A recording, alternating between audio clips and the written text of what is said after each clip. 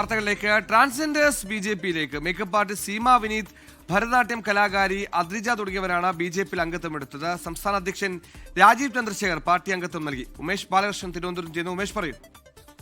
രാജീവ് ചന്ദ്രശേഖർ 15 പേർക്കാണ് ട്രാൻസ്ജെൻഡർ വിഭാഗത്തിൽ നിന്നുള്ള 15 പേർക്കാണ് ഇന്ന് പാർട്ടി അംഗത്വം നൽകിയത്. നേരത്തെ ട്രാൻസ്ജെൻഡറിൽ നിന്നുള്ള വിവിധ പേർ ബിജെപിയിൽ അംഗത്വം എടുത്തിരുന്നു, അത് അവന്തിക ഉൾപ്പെടെയുള്ളവർ. അതിനുശേഷമാണ് ഇന്ന് വാർത്താ സമ്മേളനം നടത്തിയാണ് 15 പേർക്കും ഇപ്പോൾ അംഗത്വം നൽകിയിരിക്കുന്നത്. സീമ വിനീത്, ഭരതനാട്യം കലാകാരി അദ്രിജ ഉൾപ്പെടെയുള്ളവരാണ് ഈ 15 പേർ. 15 പേർക്കും പാർട്ടി അംഗത്വം നേരിട്ട് രാജീവ് ചന്ദ്രശേഖർ നൽകി. എന്തായാലും ഇവർ നിയമസഭാ തെരഞ്ഞെടുപ്പിൽ ട്രാൻസ്ജെൻഡർ കമ്മിറ്റിയിൽ നിന്നുള്ള ഒരു സ്ഥാനാർത്ഥി ഉണ്ടാകുമോ എന്നുള്ള ചോദ്യത്തിന് കൃത്യമായ മറുപടി രാജീവ് ചന്ദ്രശേഖർ പറഞ്ഞില്ല.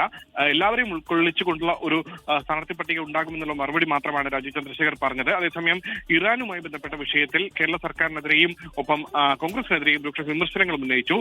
GCC കൺട്രികൾക്കെതിരെ ഇറാൻ നടത്തുന്ന ആക്രമണങ്ങളെ വിമർശിക്കാനോ തള്ളിപ്പറയാനോ മുഖ്യമന്ത്രിയോ CPM ഓ കോൺഗ്രസോ തയ്യാറാകുന്നില്ല.